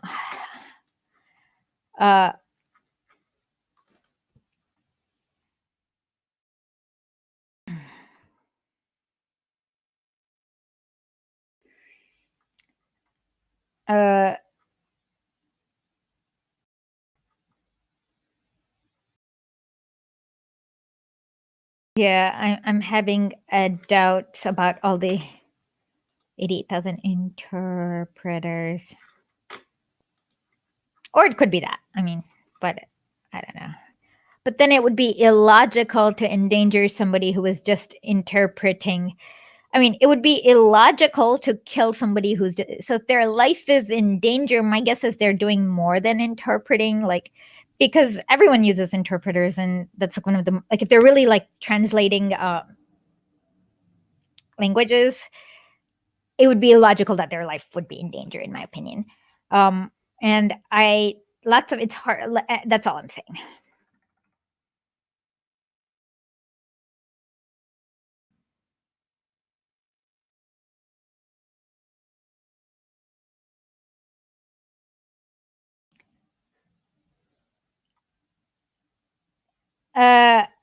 Yeah, my guess is that they're doing SIVs. Okay, civilian. Okay, their technical thing is called an SIV. SIV. Civilian. No, service. Who knows? Service. Whatever. I did not know that. Well, there's also Tajik, and there's Tajiki people, and lots of other languages in Afghanistan too. But yeah, some sort of service something. Yeah, special Afghans who qualify for special immigrant visas. SIV is okay. So I don't know if they're all interpreters. Look up, go to the DoD's website and look up what they're like. They're usually called by like some sort of civilian auxiliary support staff force or something like that. Like, that code tells you more. Like, I bet you the DoD doesn't even call them interpreters. They call them some sort of civilian auxiliary support staff, local something. And CNN's changed it to interpreters.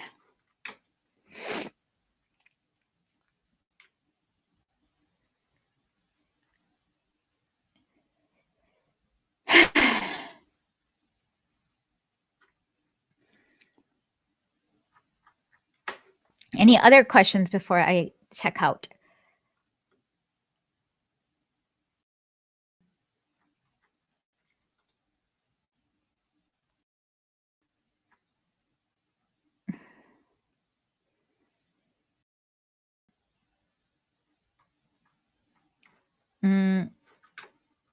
Okay, in this case, I hope I dispelled all the rumors that you were getting concerned, trolled with. Please share, like, donate, subscribe, do all the good things. Don't do bad things. And yeah, feel free to please comment with a timestamp so I know how to put it in the chapter.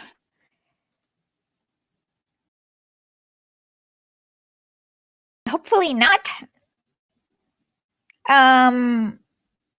Hopefully not. My guess is probably not, because the Taliban knows that they're not going to win that fight.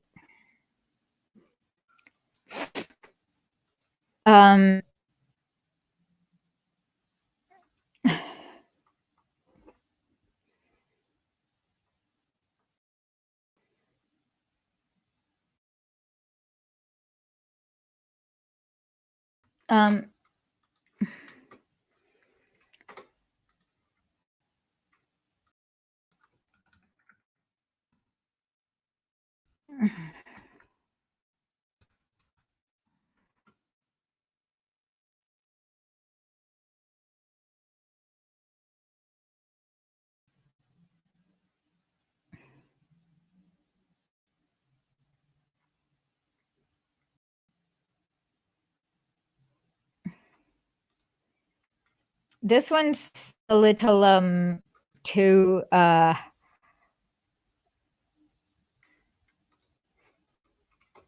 thank you. Bye bye.